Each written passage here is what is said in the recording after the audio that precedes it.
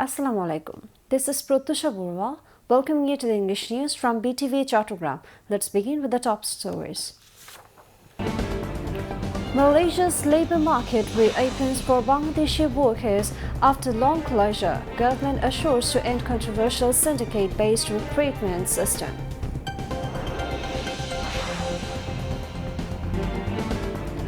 Law Reform Commission's proposal to be implemented in light of July Charter, informs Law Minister.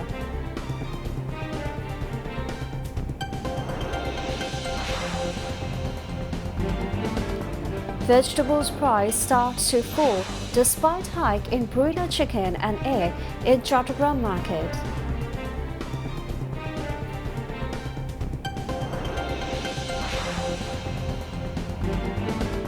Spain sending troops to prevent illegal immigrants from entering North African enclave of Ceuta as 15 die crossing sea.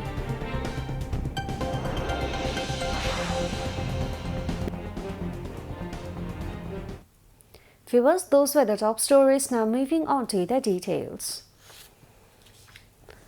After a prolonged suspension, Malaysia's labour market is set to reopen for Bangladeshi workers. At a press conference held at the Bangladesh High Commission in Kuala Lumpur, Prime Minister's advisor and chief spokesperson at the Prime Minister's office, Mahdi Amin, announced that Bangladesh and Malaysia had reached a consensus during bilateral talks on recruiting Bangladeshi workers across all sectors and subsectors. He said that once the necessary formalities are completed, the first batch of Bangladeshi workers could be sent to Malaysia as early as the last week of August. Labour and Employment and Expatriates Welfare and Overseas Employment Minister Ariful Haq Chaudhry was also present at the press conference. The minister said that no recruiting agency involved in unethical practice or syndicate would be included in the new recruitment list. He further said that in the first phase, the government has proposed sending workers through the state-owned Bangladesh Overseas Employment and Services Limited (BOESO). The recruitment of Bangladeshi workers to Malaysia was effectively suspended in 2024 due to irregularities in the hiring process, excessive migration costs, the dominance of syndicate and complications in sending workers within the stipulated time frame. According to analysts, the full reopening of Malaysia's labour market will significantly expand overseas employment opportunities for Bangladeshis. It is also expected to boost remittance inflows, while further strengthening the economic and diplomatic ties between the two countries. Law, Justice and Parliamentary Affairs Minister Muhammad Asaduzzaman said the recommendations of the Law Reform Commission will be implemented in accordance with the July Charter. He made the remarks today while responding to queries from journalists after inaugurating a trade fair at the old DC court premises in Chinaidaho. The Law Minister said that the Law Reform Commission issued 133 ordinances during the tenure of interim government, adding that the current government has accepted nearly all of them.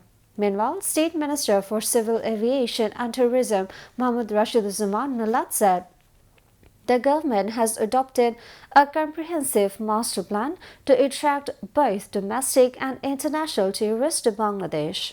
He hoped that the implementation of the plan would significantly advance the country's tourism sector. Affordable Hajj and Umrah packages are available under one roof at the National Hajj and Umrah Fair. Organizers said the fair allows visitors to register directly with authorized Hajj agencies, helping them avoid fraud by unauthorized agencies and middlemen. The fair inaugurated this morning at the Bangladesh-China Friendship Conference Center in the capital's Agargaon. Visitors who book packages during the fair can receive special discounts and other benefits. Special arrangements have also been made to provide banking services and financial assistance related to Hajj and Umrah. The fair is being organized under the direct supervision of members of the private Hajj and Umrah Hub. Visitors can collect information about services offered by different Hajj agencies. They can also receive advice and guidance before choosing a package. Around 96% of Bangladesh's Hajj programs perform Hajj and Umrah through private agencies. The price of some of the vegetables which increased in the post-flood period has now started to decrease a little bit. Some vegetables were sold at 20 to 30 per kg in the Bahardole kitchen market in Chattogram city. On the other hand, the price of onion and garlic has increased while the prices of broiler chicken and egg are increasing day by day. The seller said the price of Chinigura rice has risen to 230 taka per kg. The price of eggs per dozen has increased by about 40 taka during the post-flood situation. The price of raw chili, onion and garlic is fluctuating.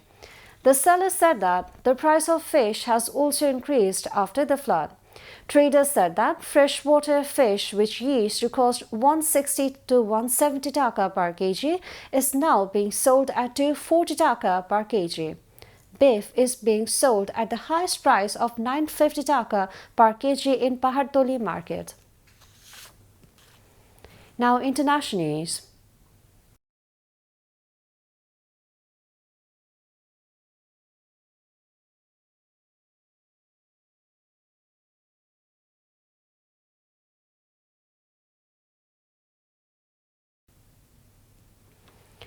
A large number of migrants entered the Spanish enclave of Ceuta in North Africa from neighboring Morocco.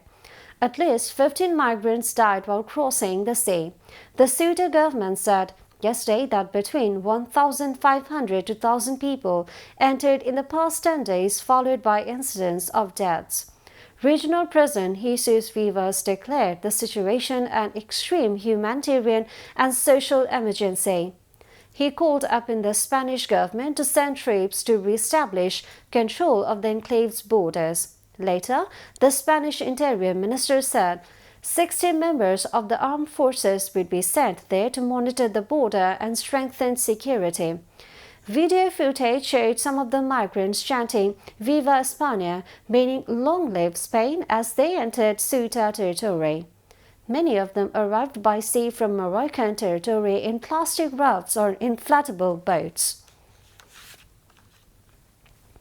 U.S. President Donald Trump said an agreement has been reached for the complete disarmament of Hamas in Gaza.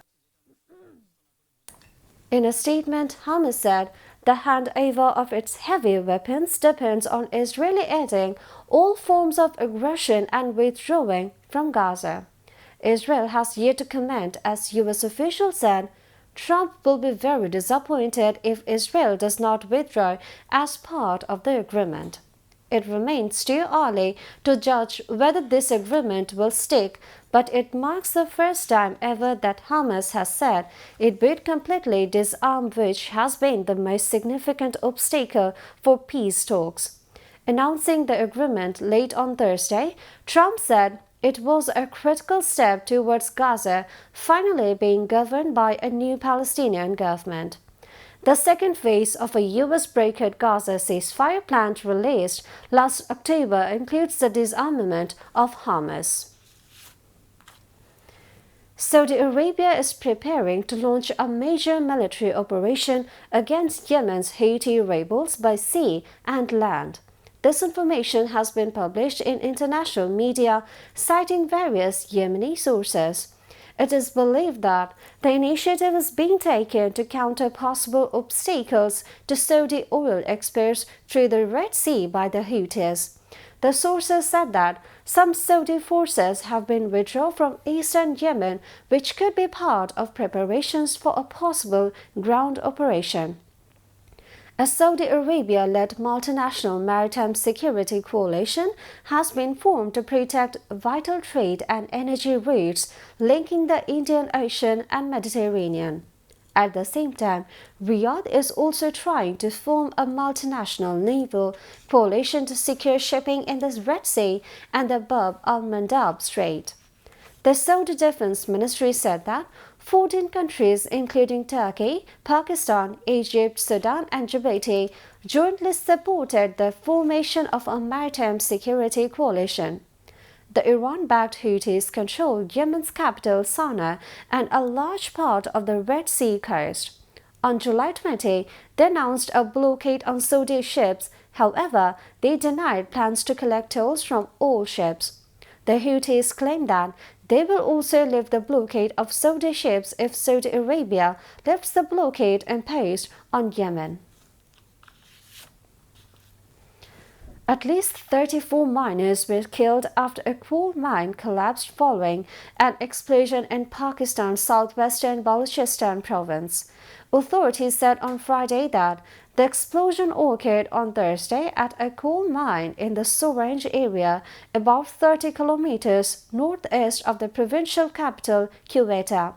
Pakistan's government mines inspector Ghani Baloch said initial investigations suggest that the explosion was caused by methane gas accumulating inside the mine. The chances of finding the missing people alive are unlikely. Rescuers initially recovered the bodies of 7 people a few hours after the accident. Later, 25 more bodies were recovered. The Provincial Disaster Management Authority said the operation to rescue the trapped workers inside the mine was continuing.